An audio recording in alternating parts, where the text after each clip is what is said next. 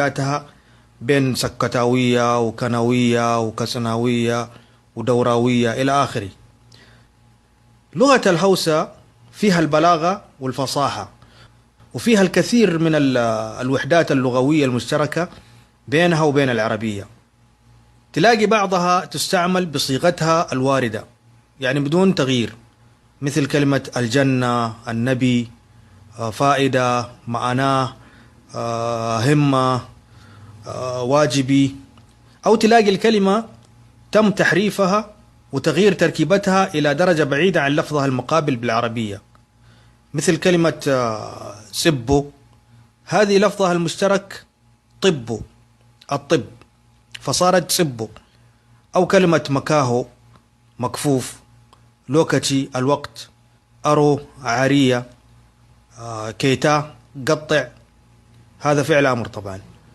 وبعض الكلمات تكون على درجة معقولة من الوضوح، مثل كلمة كلم، أصلها كل يوم، كلم، كل يوم. أو كلمة مكرنتا، مقرأة، مهربي، محارب، مسلاتي، مصلى.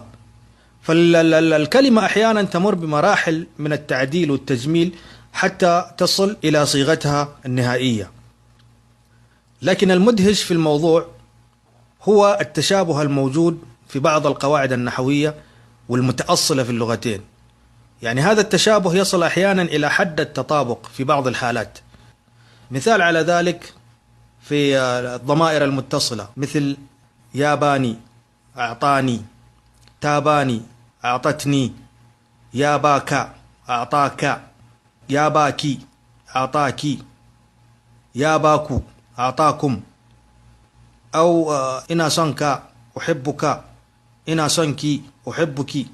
هذه الضمائر أكثرها متطابقة تماما مع العربية نطقا وحكما ومعنى.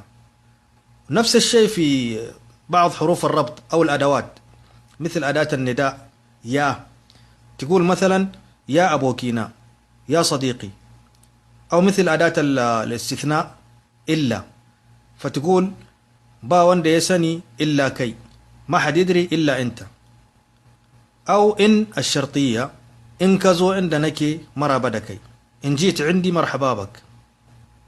نلاحظ هنا في المثال هذا الأخير وجود كلمتين من الكلمات المشتركة، وهي إند ومرابا، هذه أيضا متطابقة. فكلمة إند بالهوسة تقابلها عند بالعربية، ومرابا هي نفسها مرحبا بالعربية.